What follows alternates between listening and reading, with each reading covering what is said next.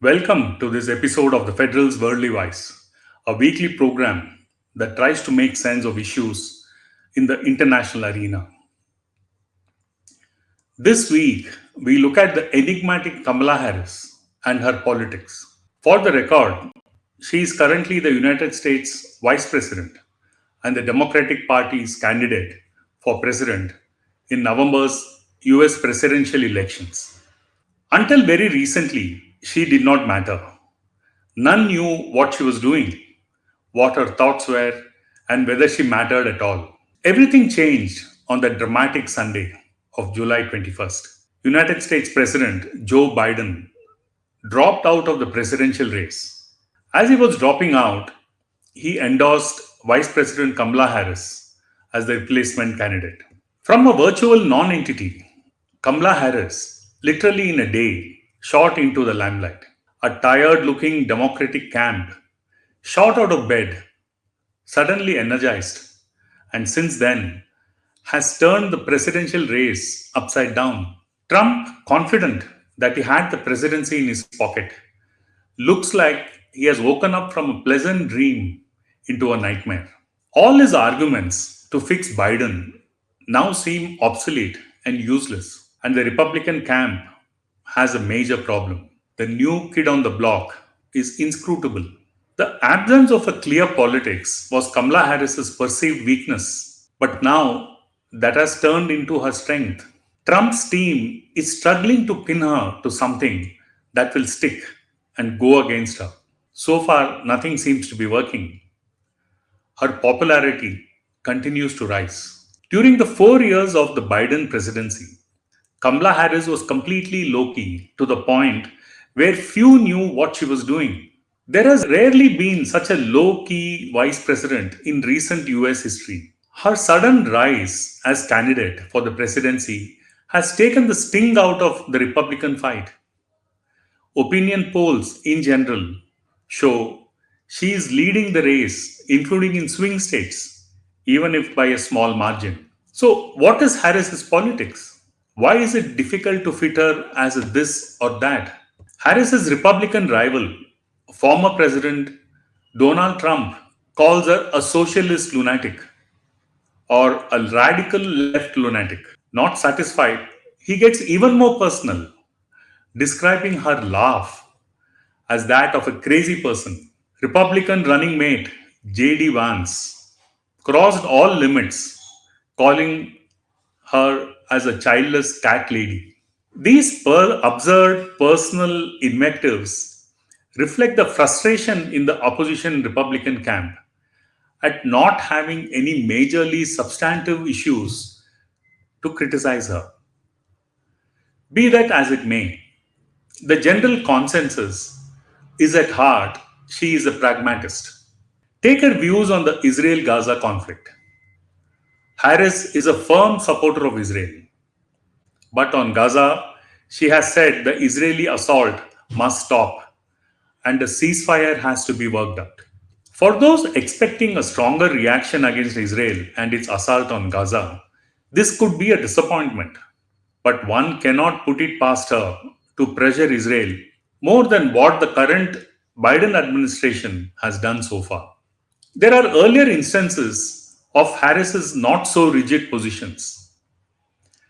As San Francisco District Attorney, Harris was steadfast in her opposition to the death penalty. This caused a controversy when she opposed the death penalty in a case involving the shooting of a police officer. The shooter was eventually sentenced to life imprisonment. But later, when she became California State Attorney General, she modified her position, accepting the death penalty. Since the time she was prosecutor, then Attorney General in California, and later a Democratic Senator, Kamala Harris has demonstrated her fluidity when taking public positions. Not entirely, one must add. She has remained steadfast on her core values for more individual freedoms, human rights, etc. She has, however, tweaked some of her positions. For example, Harris was initially against Donald Trump's decision to build a boundary wall with neighbor Mexico to prevent illegal immigration into the United States. However, later as vice president, she refined the position to support a wall to keep out illegal immigrants.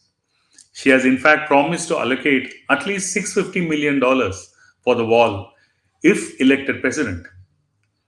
But Harris has at the same time also helped in investing $5 billion from the private sector in Central American nations.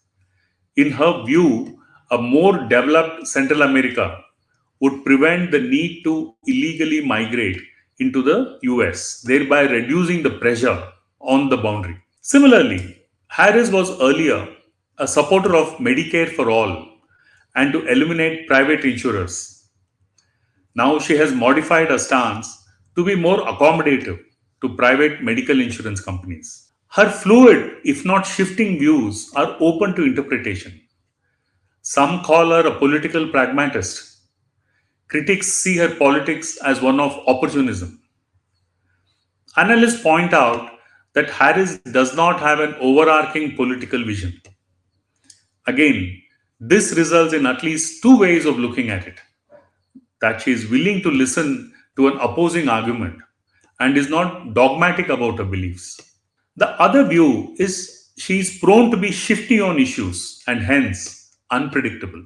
But there is one issue on which Kamala Harris is crystal clear, that is on the issue of women's right to abortion, a toxic issue in the United States. She has promised to ensure that women have the right to choose if they need to abort or not. A recent court ruling had overturned the long standing Roe versus Wade judgment that had favored a pregnant woman's right to determine if she wanted to abort. Over the years, several states and conservative sections, including the Christian right, had pushed for an all out ban on abortions. They found a huge supporter in Donald Trump. Soon enough, the top court also overturned the Roe versus Wade ruling. This enabled several states free to outright ban abortions, causing massive disquiet across the United States. Harris has promised to ensure that Roe versus Wade is restored and that she will see to it that women's reproductive choices are protected. Her stance has resulted in the entire pro choice lobby rooting for her 100%. The Indian diaspora, meanwhile, is caught in a dilemma over supporting Harris. Their choice is between Harris with an Indian origin or opting for Trump, who has had a close relationship with Prime Minister Narendra Modi and was seen as pro India in his first term. Many among her detractors are also reportedly not very pleased with Harris identifying with her African heritage rather than the Indian one. Though she was raised visiting churches and attending Mass, her religious beliefs are eclectic, influenced by both parents and leaders like Mahatma Gandhi and Martin Luther King. Her inclusive spirituality is again open to interpretation, and that is not to the liking of traditionalists. Though Harris in the past praised Modi, her position on full autonomy for Kashmir is viewed with suspicion by the pro BJP Hindutva sections among the Indian American voters. Harris has made the choice of the Indian diaspora more difficult by aligning with groups that have attempted to legislate for an autonomous Kashmir. Democrats, of course, have historically been concerned about human rights and the freedom for minorities, including in India.